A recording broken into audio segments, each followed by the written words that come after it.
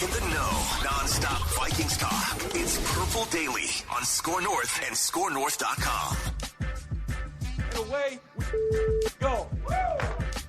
Yeah, away we go. I don't even remember the last time the Vikings lost. Like a month ago. A distant memory. Yeah. Chiefs. Yeah, close game too. They should have won that game, actually. Yet another one-score loss of a bunch of early season one-score losses. Yeah. This is Purple Daily Vikings entertainment, where we just want the Vikings to win a Super Bowl before we die, and it looks a lot more likely now than it did a month ago. We'll see where this thing goes. But they're building something here. We have a little reckless speculation to get into off the top of the show as it pertains to the quarterback position. Reckless speculation. Presented by our friends over at Summit Orthopedics. If you're dealing with any type of pain, Achilles, hamstring. Oblique. Like Hawkinson. Yeah, he's going to be kind of a slow burn back to hopefully playing this weekend. He was at the Wolves game last night. He wasn't favoring his oblique. He was walking normally. I don't know. Probably some type of heat pad on it. Yeah. Electronic heat pad on his oblique. Or whatever maybe Summit Orthopedics would recommend for that type of injury. No referrals are needed. They offer same-day appointments. If you're really hurting, Summit Orthopedics offers walk-in orthopedic urgent care 7 days a week from 8 a.m. to 8 p.m., 25 locations in the Twin Cities and greater Minnesota, and they have over 150 expert physicians. Learn more at summitortho.com, summitortho.com. Boys, let's get right into it here. Dianni Russini from The Athletic. She went from ESPN to The Athletic, and she's doing so in fairness, she wrote this before the Atlanta game. And conditions have maybe changed a little bit since then, but she has an article that says what I'm hearing about Vikings quarterback plans post Kirk Cousins. It's a big Sunday notebook. And again, it was written before the Atlanta game, but she says, though his future is unclear, conversations I've had with sources over the last few months suggest Minnesota will try to bring Kirk Cousins back, and that there are many in the building who want that. On Monday, before the trade deadline, they poked around at everything. They discussed internally what move would make the most sense. From a brief discussion about perhaps calling the Cowboys to trade for Trey Lance. So they did talk about that internally. To a conversation with the Tampa Bay Buccaneers about signing John Wolford off their practice squad. Ultimately, the Vikings decided to pursue a trade with Arizona for Joshua Dobbs. The Vikings had one rule in adding a quarterback: minimize the impact on their team building beyond 2023, meaning contracts. And Dobbs is a free agent after 2023. So enter Dobbs for only a 6th-round pick. Minnesota never even discussed a potential Kyler Murray trade, even though there are some who believe they should have looked into a Kyler Murray trade. And that's what Dianna has to say. Reckless speculation. Interesting. Boy, there's a lot to unpack here because how can I put this? There's a lot of moving parts here. One is I love the fact that they did not want to lock themselves in. That's very smart. Kyler Murray would have been a massive mistake. I'm sorry. The Cardinals are going to try to peddle him off. I have no interest with what we know about his potential lack of commitment. Okay. The Dobbs thing makes perfect sense. I love it. Wolford would have been fine too. And I believe, if I am not mistaken, that the Buccaneers then promoted him to their active roster to stop the Vikings from signing him. And of course, he came from having been the guy that replaced Stafford last year with the LA Rams. So he knows the McVay slash O'Connell system. But the interesting thing about this is I really like the fact, and the Vikings have set themselves up well here. I love the fact that they didn't want to commit to a quarterback at this point, because you should never do that in a time of panic, and that they have the ability now to have a blank canvas. And if they bring Kirk back, but the thing with Kirk is, and I mean, this is the road that we have to go down, is, I believe, because Kirk has done a very good job. I believe there's a lot of people in that building that like Kirk and would like to bring Kirk back. But Kirk is now going to have to come back almost certainly at their price. So like that's where I think there's some confusion here. Well, they want to bring Kirk back. They just will. Well, he's going to be coming off a torn Achilles. The other thing that's going to factor in that our friend Charlie Walters, the shooter, pointed out in his Pioneer Press notes column on Sunday, which I love every other Sunday in the Pioneer Press. Love that Charlie's the last guy in town who does a notes column, and I love it. But he had a good point. Kirk Cousins to sign in March, if he goes elsewhere, is almost certainly going to have to pass a physical. And I don't know that he can pass one. Like he's a mid-30s dude coming off an Achilles. So like there's a lot of things at play here. And I think what it sets up is, again, one of the most fascinating off seasons for the Vikings in a really long time as far as what they're going to do. But for the here and now, I think not going into a panic and trying to just get a quarterback. Oh my God, okay, he's got three years left. I think that was the smartest move. Keep your options open. Mm-hmm. Yeah, I like that they're not like panicking here, and I think KOC said all the right things in like the 24 to 48 hours after the Kirk injury, and I found it a little weird at first that KOC said like, yeah, Kirk's ready for OTA. He's ready talking to me about being ready for that, and obviously KOC had the comment of everyone knows how I feel about him and whatnot, but then with Josh Dobbs coming in here off the bench, and obviously Jaren Hall, who looked promising before the concussion.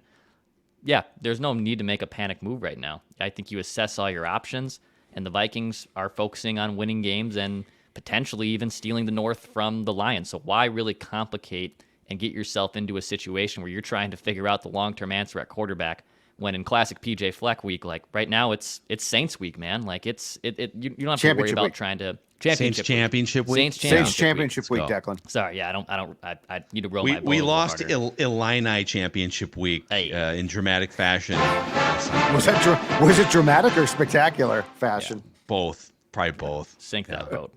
But at the same time, they shouldn't be locking themselves in. They shouldn't be panicking over a decision yet. Cross that bridge in the offseason. Yeah, I mean, think about, like, on that blank canvas right now, Nick Mullins would be, well, Jaren Hall's under contract because he's on a rookie deal for the next 3 years. Nick Mullins does have a contract in 2024, but there's such a huge gap between the cap number and the dead money that they will likely just cut Nick Mullins. If they bring him back, it's probably on some sort of redone deal. Cousins free agent, Dobbs free agent. So you're literally like, you could bring Cousins back. And maybe Aaron Rodgers was telling guys on the field last night, I need a couple more weeks or a few more weeks. He's walking around, no crutches, no limp. He's doing dropbacks. He's going to play almost certainly this year after like 3 or 4 months removed from Achilles surgery. So maybe Aaron Rodgers, Kirk's going to get like 8 to 10 to 12 months to recover. We might feel differently about coming back in your mid to late 30s from an Achilles after watching Aaron Rodgers do it, or we might feel like, oh, he looks terrible. I'm worried it's gonna rupture again. Yeah, well, we're gonna get to see it in dramatic or spectacular fashion. I don't want to see that, but I'm concerned about that. But you do have that option with Cousins, right? I think the most interesting thing for Cousins that we started to see last year and this year mostly is when, and quarterback is really the only position that you can get this, where you have like 10 plus years of experience, and so your brain is processing defenses at such a high rate, and everything is slowing down compared to where it was when you came in the league. So your football brain is peaking, and when that happens, how long can your body hold up? So it's like Tom Brady's football brain started peaking in like his late 20s or early 30s because he's a savant. Mm-hmm. And then he tears the ACL when he was like year 7 or 8 in the league. But from that point forward, Tom Brady's football brain was peaking, and then his body held up for like 15 years or something crazy. And that's how you get Hall of Fame numbers and Super Bowls and all that stuff. Drew Brees, Drew Brees' football brain started peaking in like his early to mid 30s, and then he got to play 10 years. His body sort of held up for 10 years. So I am interested if Cousins comes back, we're seeing him process defenses better than he ever has, connect with Kevin O'Connell. How much longer can his body stay up on that level with his football brain? Or do you get a look for 8 weeks at a Joshua Dobbs and say, boy, that guy's got just a generally great brain. He's got a great football brain. He's got a great, outside football brain, rocket scientist brain. Do you start to get a little further from Kirk. Still love Kirk. It's great, but it's now it's been 2 weeks. Now it's been a month. Now it's been 6 weeks, and Joshua Dobbs brings a different element. There's so much that could change in the next 2 months as you go into, the February, March speculative seasons of the NFL offseason. Starting with Sunday too, I think we get one of the most intriguing things, and that's this. We get to see if the real key is the chef in the kitchen. We get to see that if it's not, they're bringing in some filet mignons and they're bringing in some sort of rough steaks, and Kevin O'Connell's making them all taste the same. So how's that possible? So what really intrigues me is, what do you have here? And this is going to, this is a test now too. And he passed it with flying colors on Sunday. This is a test too of O'Connell's literally getting to sample the quarterback appetizers. Yeah. Like he's got the Cousins, which is your more drop back guy, works well in the boots, but he's not mobile. And then he gets Josh Dobbs, and all of a sudden Josh Dobbs comes here, and O'Connell guides him through a game, literally in his ear. And Josh Dobbs, very smart. You have to be smart to play this position, at least if you're going to be successful. Josh Dobbs, does it. Jaron Hall gets off to a good start. Jaron Hall, who's Jaron Hall? It's a 5th round pick. So I think the other thing that's going to become intriguing is, what are you working with here? And look, in fairness to Vikings fans, what I just said, I can see as being incomprehensible, because when's the last time we've had a guy like this here? When's the last time that we have had a guy, for all we've complained, and rightfully so, Brad Childress, he wasn't he was, I think, a good builder of a roster, but quarterback whisperer, no way. Les Frazier, no way. It's not his job. He was a defensive guy. Zimmer hated quarterbacks. And now he brought in some good OCs, or some decent OCs, but that's a long way from being a coach. So I guess what I'm saying is this: how much at the end of the day do you potentially sit down and say, okay, yeah, Kirk improved a lot, but let's call a spade a spade. He improved a lot in large part because of O'Connell, and O'Connell just milked the best he could from a bunch of QBs. Do we really want to pay Kirk a ton? But and you've kind of hit on this, this pie chart of praise specifically about Kirk Cousins playing, and I'm using Kevin O'Connell's words, and I believe the same thing, the best football of his life the last few weeks and the last 2 years. Yep. Neither one of those guys is going to fully openly talk about, okay, was it Kirk carrying a new head coach? Okay, Kirk's been in the league for 10 years, and Kevin O'Connell's brand new to this. So good thing Kevin O'Connell has a savvy veteran like Kirk Cousins to kind of carry him through. Like, the perception in Los Angeles with the Chargers is that Justin Herbert is so talented, he's overcoming a bad head coach, right? Has Kirk Cousins been overcoming a young coach? Or has the brilliant offensive-minded, able to translate things on the fly offensive head coach, is he elevating Kirk Cousins? Is it somewhere it's probably somewhere in between, based on where you're at last couple years. But what's fascinating is now we're starting to get some stories. I brought this up with you guys on Royce Unchained. Mark Sanchez went on Colin Cowherd's radio show yesterday, and I pulled it up just to get the details of this game. He told a story about Week 13, 2018, with the Washington Redskins at the time, now the Commanders. And Kevin O'Connell was not the head coach. He was not the offensive coordinator for that team. He was the quarterback's coach in 2018 for Washington. And Colt McCoy goes down with an injury. So Washington was like, Kirk Cousins had already signed with the Vikings. This is the first year post Kirk Cousins. So I think they might have had Dwayne Haskins at one point. That might have been 2019, but they're in quarterback hell the year after Kirk Cousins. And so at one point, Colt McCoy was their starting quarterback, but they bring Mark Sanchez in for depth. He doesn't know any of his teammates' names. He doesn't know the playbook. He doesn't know really the terminology. It's all French to him. And so he comes in. He thinks all right, I'm going to sit behind and I just get to observe for a couple weeks. Boom. Colt McCoy goes down with a foot injury at Philadelphia, Week 13. And they go up to Mark Sanchez on the sideline and say, hey, dude, you're in. And Mark's like, come again? I don't know anyone's name. Same thing as Joshua Dobbs. I don't know anyone's name. I don't know. I've only been here for a week, so I don't know all the plays. I don't even know how to spit the plays out in the huddle. Quarterbacks coach Kevin O'Connell gets on the headset. Literally, Jay Gruden gives the headset to Kevin O'Connell. or at least like flips the switch and allows him to communicate directly with the quarterback, Mark Sanchez, in the huddle. So now it's quarterbacks coach Kevin O'Connell who's calling the plays and communicating on the fly as if he was the starting quarterback. And Sanchez was like blown away. He's like, you wouldn't believe it. Now Sanchez wound up throwing an interception, no touchdowns. He was sacked a couple times. They lost 28-13. The game didn't turn out the way that it did for the Vikings against the Falcons. But he said, O'Connell and I spent time together with the Jets like 8 years prior when he was a backup in New York. And Kevin knew that we spoke that playbook's language together. So he would tell Mark Sanchez, hey, play 14 on your wristband, spit it out so they know the play in the huddle. Then I will translate it for you in Jets terms from 8 years ago so you know what play we're running. And he did this for like 2 hours after the Colt McCoy injury. Right. Like, that is fascinating to me that he's able to speak those languages on the fly, communicate effectively in 7 or 8 words.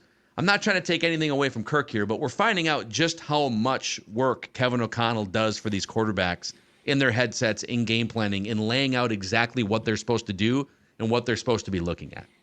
And if you've not gone back and watched O'Connell's press conference, not from Sunday, but from Monday, actually, when he was basically asked, in retrospect, chapter and verse of what he did to help Dobbs against the Falcons, it's the same type of stuff. Like, he was translating the plays, and I think because it was Dobbs, that's about as open as O'Connell's been about his involvement, which is obviously huge. But you know, with Kirk, it was one, I don't think you're going to talk about it as much because you're not going to want to take credit, and two, it's a little bit of a different ballgame. But with him talking about that and translating plays from like what the Cardinals did to what the Vikings are doing, again, in like 7 words, like that sucker shuts off the communication device that goes from the coach talking to the quarterback in his helmet, shuts off with 15 seconds left on the play clock. And so you have to be acutely aware of timing and things like that.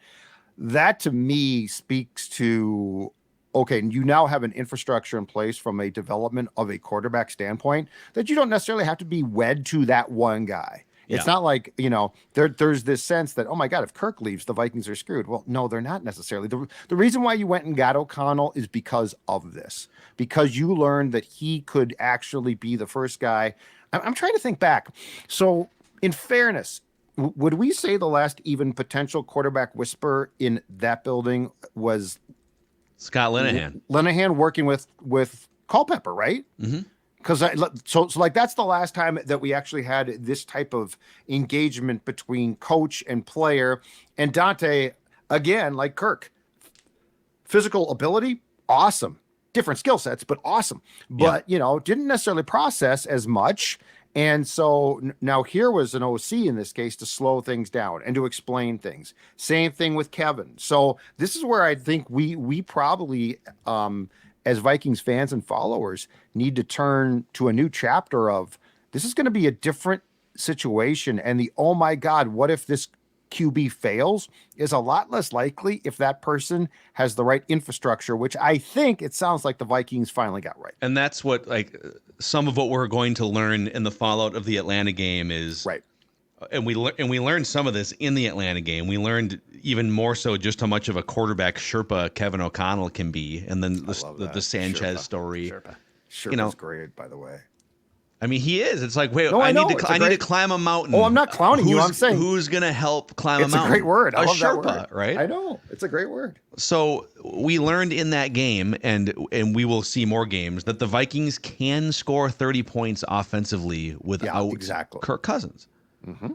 Now, if they come out and average 12 points a game for the next month, okay, now like the discussion kind of changes again. But, you know, and I don't want to compare the Vikings quarterback situation to the Giants because Kirk Cousins is levels better than Daniel Jones was last year when the Giants had to make that decision.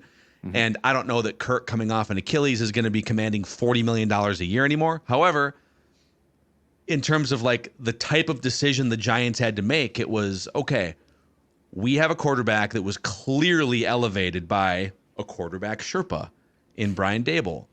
Anybody watching Giants games, unless you're the most delusional Daniel Jones fan, understood, oh, it's a great offensive-minded coach guiding through scheme and communication a quarterback above where he probably otherwise would be.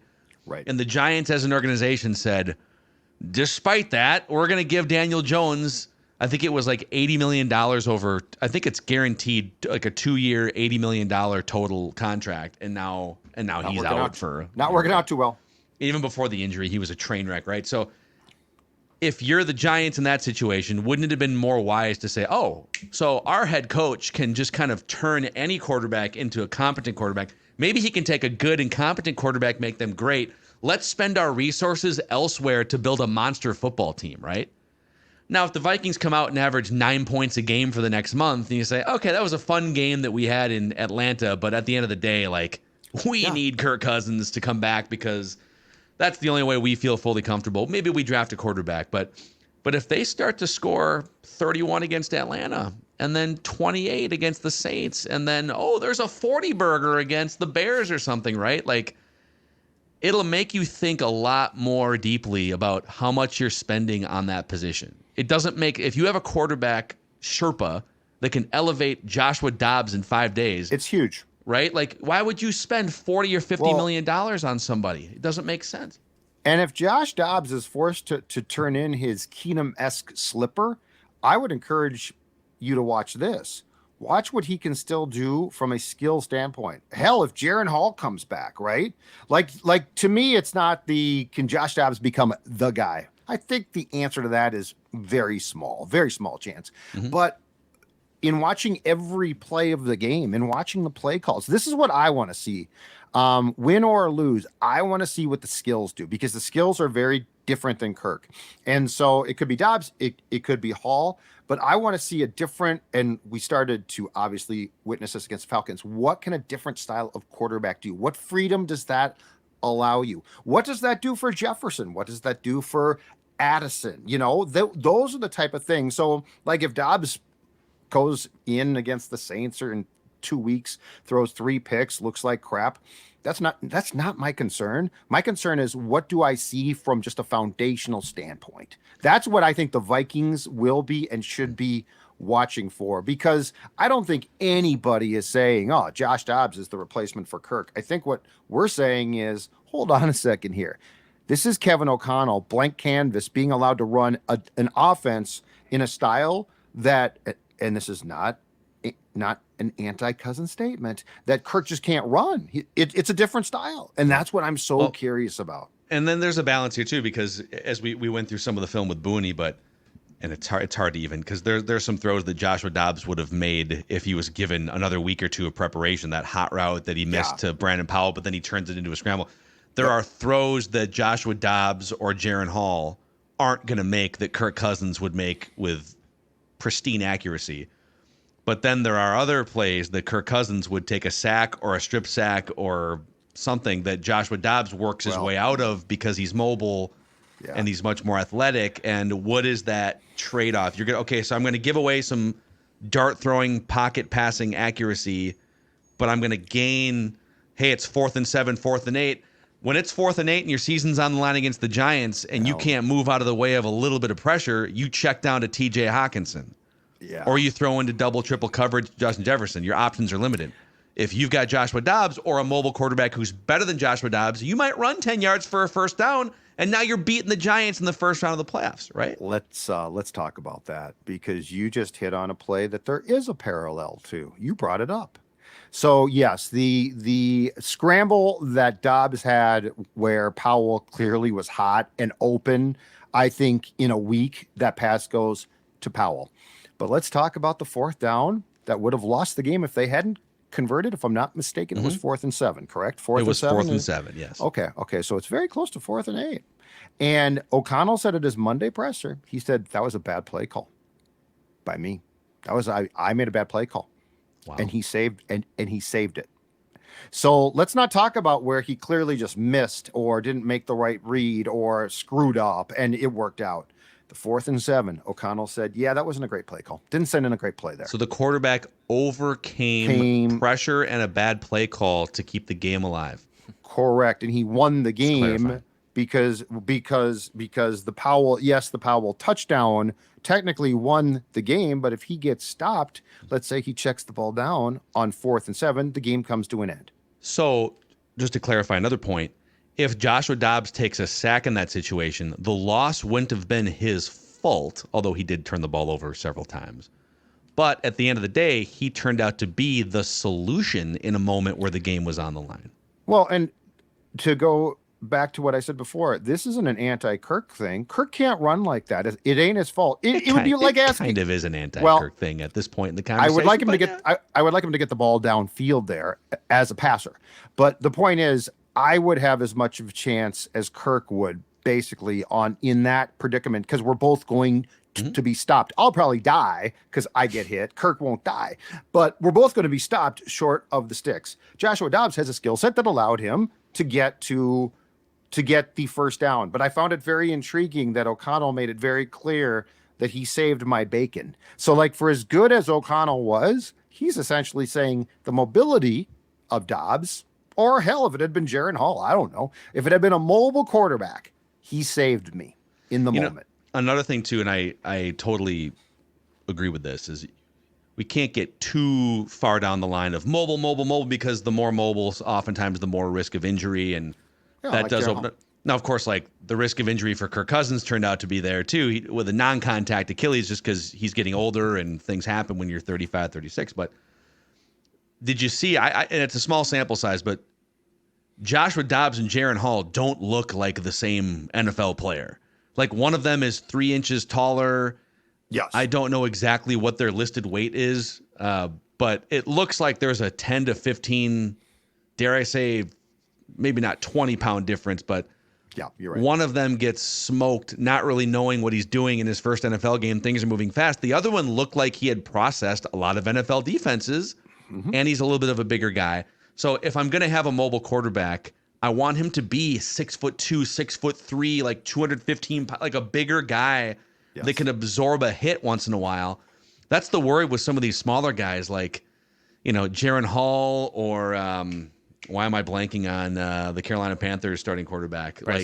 Bryce Young. Yeah. You're 5'11", you're 6 feet tall, you're barely 200 pounds, and you take a hit from a 275-pound lineman or a linebacker or safety, like, there's a better chance you're not going to get up and you're going to miss some games too. So, this is all interesting. It's a puzzle that's being sort of put together in the next 6 months. And there's another game against the Saints that will add more information.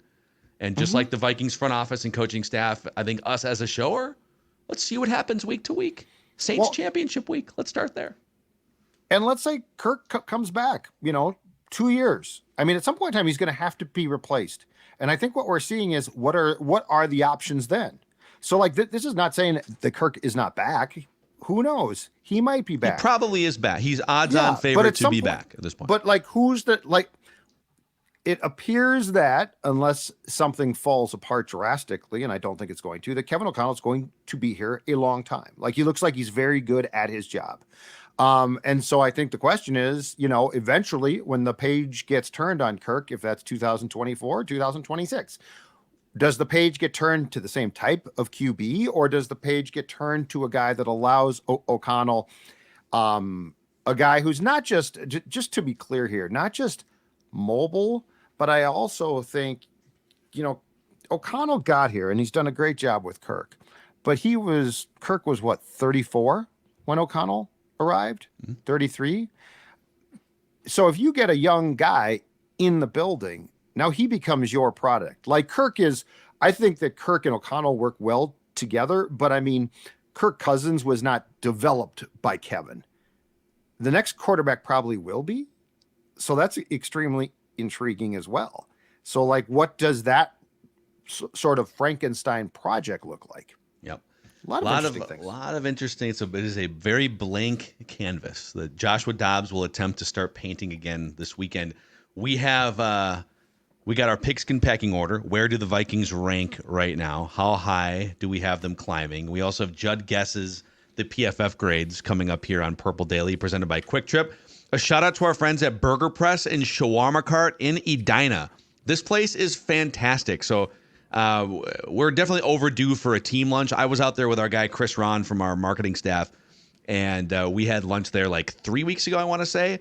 And we dove into the shawarma wrap, the shawarma burrito, the shawarma bowl, the rectum hot sauce too, which is fantastic. Sometimes I have to be careful with hot sauce, but it's really good. And then these are some of the best burgers, crinkle cut fries that you're going to find in town. So off 494 and France Avenue in Edina, Burger Press and Shawarma Cart, owned and operated by Minnesota sports fans. It's an independent food joint. Check them out. Let us know what you think. Also, a shout out to our friends at Underdog Fantasy. Declan? Yeah, my guy Xavier sent me this one a week or two ago. I forgot to show it after the Packer game, but he had a nice little slip here. Took Jordan Addison. Took options from around the NFL. He took lower on Jordan Love, obviously. You take higher on Baker Mayfield. Trevor Lawrence, Josh Allen. Plenty of great options on Underdog Fantasy. Even got in some action yesterday at the Timberwolves game with my buddy who I was there. There's all sports and all types of options at Underdog Fantasy. When you join with promo code SCORE, SKOR, they'll give you a mystery pick'em special plus a $100 deposit match. You just got to use the promo code SCORE, SKOR. Go download the Underdog Fantasy app. And a shout out to our friends, too, in our favorite van in the Twin Cities. That would be Finch Home Solutions. Yeah. Bring it on. That's exactly right. Finch Home Solutions. And if you're looking at that van right now and thinking those colors, they look familiar. That's because my friend Cody Finch, who runs Finch Home Solutions, is a fan of two things. One is the Vikings. He loves his team. And two is making sure that your home or business is safe when it comes to the electronics in your house. So that could be a small project, replacing a light fixture, light switch. That could be a major project, let's say replacing all of the installation in your house when it comes to the rewiring. Whatever it is, Finch Home Solutions has the solution. They're fast, they're courteous, they're professional. Heck, I like them so much that Sports Dad allowed them in my house, and they were in and out quickly. They did a fantastic job. Now it's your turn to try Finch Home Solutions, 612-357-2604, or finchhomesolutions.com. Their newly redone website is absolutely fantastic. In fact, you can have them come to your house just by going to that site and filling out a short form. finchhomesolutions.com. Check them out, and then that truck, beep, beep, will show up right in front of your house and get all the work done. Yeah. Okay. All right, it's time for the Pigskin pecking order here, where we rank collectively our top 10 teams in the National Football League. We each come up with a list of 10, and then we aggregate it all together. Some controversy at the top here. Okay. Philadelphia Eagles, number 1. Baltimore Ravens, number 2. Kansas City Chiefs, number 3. So let's break it out. You guys each have the Eagles still as the best team in the NFL. I have moved the Ravens after yet another crazy impressive performance. They're just blowing teams out left and right. I've got the Ravens number 1 in the NFL. Okay. Would love to see Eagles-Ravens play each other. It'd be a blast. You guys have the Chiefs number 2. I have the Eagles number 2. I have the Chiefs number 3. You guys have the Ravens number 3. So we all have the same top 3, just in sort of a different order. Sure. Okay. And Baltimore, God, what is their schedule? Let's check this real quick. They are they got weapons for Lamar Jackson now. Yeah, Lamar might win MVP. I mean, it'd be his second MVP, right? I love to see him do well. I think it's great. So they now have, think about this, like Seattle is a playoff team. They just beat Seattle 37-3 on Sunday. Yeah, no, you're right. They beat Detroit 38-6 2 weeks ago. Yep. They beat Cleveland at Cleveland 28-3. And then they also have a win at Cincinnati early in the season. So just, I've seen enough for now. They're number 1 on my list. Number 4, Jacksonville. 5, Miami. Cincinnati 6. That's the biggest mover and shaker. Only one of us had them in the top 10 last week. I had them 10th or 9th last week. And then now all 3 of us have them in. We'll come back to that in a second. Okay. Detroit 7. San Francisco 8. Ooh. Dallas 9. And Cleveland is 10 in our pigskin pecking order. So let's see here. Discrepancies.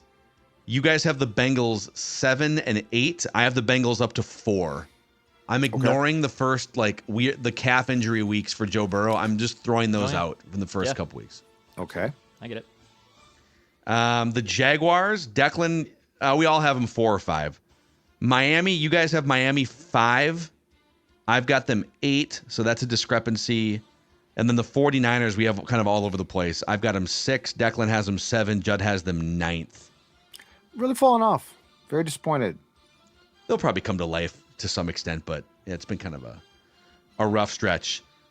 And now, where do the Vikings rank? Well, there was one other team that received a top 10 vote this week, and it was Judd ranking the Vikings 10th. That's right. I put them in the hot streak. Let's go.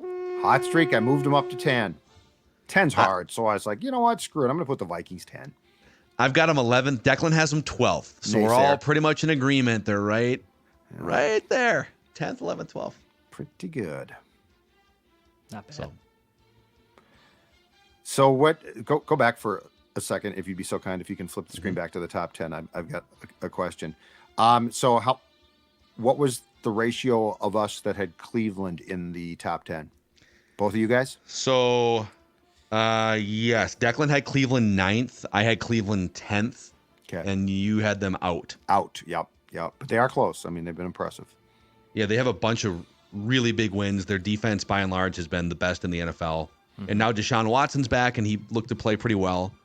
He's not the Deshaun Watson they thought they were getting like 3 years ago. Yes. But he's capable. So. And meanwhile, the Texans look to be in very good shape at QB now. Dude, I thought about putting the Texans in the 10. The Texans. Stroud had 5 touchdown passes on Sunday? 4, I believe it was 4. Okay, yeah. 4.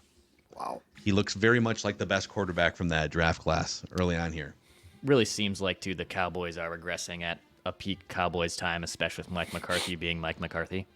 I don't know if you guys caught the end of the Cowboys game on Sunday. Classic Dak McCarthy clown show in the last. Is this going to be it now? Is this finally going to be it? Yeah, he's no. Yeah. Do you see that team with McCarthy and Dak Prescott leading to like a Super Bowl? There's no. I'm not a big Mike fan. I'm not a big McCarthy guy. I'm just not. Yeah, I don't know. I feel like he had a fastball at one time, but he doesn't anymore. Yeah, like he had a nice run. He definitely maximized Aaron Rodgers, and didn't he also get a 13-win season out of Brett Favre at the end there too? 2007. He probably takes a little too much flack from a career standpoint than he deserves, but it's just been one thing after another in Dallas, unfortunately. For him. And he fired Declan's guy, Kellen Moore. Well, mutual parting of ways. Yeah, that means he was fired. Let's get it. Let's get it. Kellen, you're fired. Okay, let's just say we mutually parted ways. Okay, we'll do that. That works. That sounds good. Judd, are you ready to guess some PFF grades here?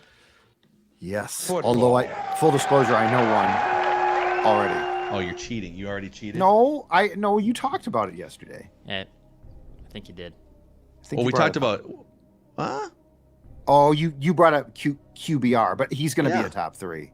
He's going to be a top 3. I wouldn't give away a PFF grade before a Tuesday. It was QB. Josh Dobbs had a high QBR. He had the highest in the league. Mm-hmm. So I'm pretty sure that's going to translate into a top 3 PFF ranking. But we'll have to see. Call me crazy. We'll see. So we're looking for. We're start with the offensive side of the ball. We're going to put Judd's longtime football eye test acumen up against the PFF grades and see if you can guess the top 3 offensive performers and the bottom 3 offensive performers for the Vikings against the Falcons. You get to fill out those 6 slots, we'll give you 3 total strikes. All right. Josh Dobbs, top 3. Joshua Dobbs.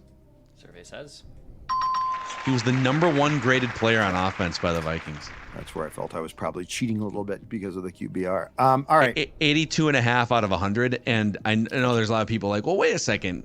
He had a couple really bad turnovers in there, and he obviously missed a couple throws. Right, but when he would miss a hot route, he would then run for 20 yards. So at the end of the day, it was a positive value play. And I think it shows you can make a couple mistakes in a football game and play so well in all the other areas that you get a high QBR or a good PFF grade. So we all learn something. All right. There's got to be at least an O lineman. It always seems like there is in the top 3. The only question is, which one is it?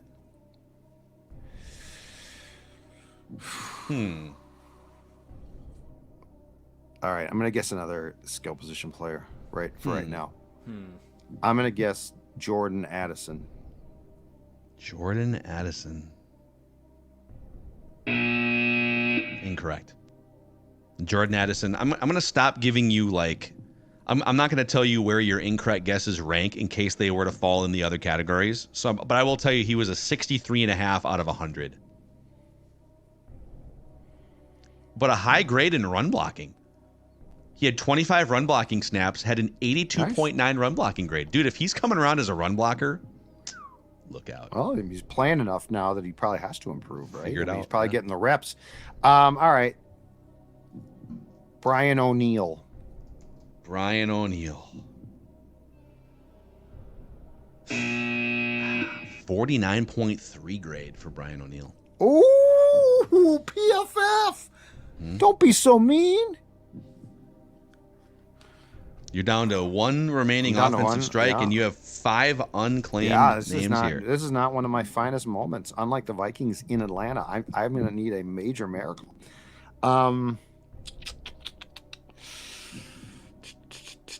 Let's see. Here, I'm going to give you a rare hint. I think you should start at the bottom. Start with the worst performers, and just think about the game. Think about how. Trust your eyes. Not your brain.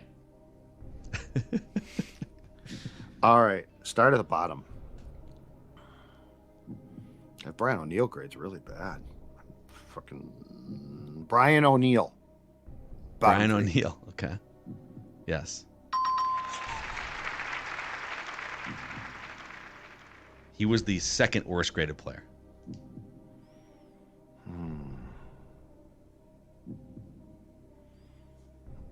Who else had a bad?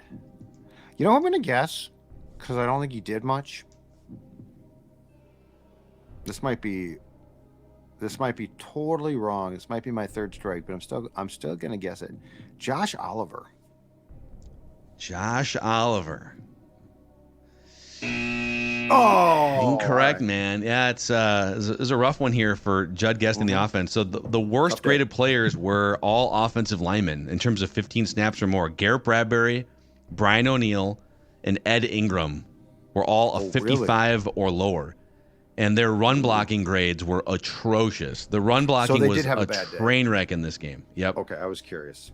And then at the top, the highest graded players, Joshua Dobbs, TJ Hawkinson was number 2, and then Cam Akers before he went down with the injury I never was got number that one. 3. Surprised he didn't get Hawk. That dude got targeted like 15 times. Yeah, Hawkinson had a night. He had that big, nasty, Yeah, 15, 20 yards after the catch. yeah. I should have got Hawk. Cam, I never would have gotten.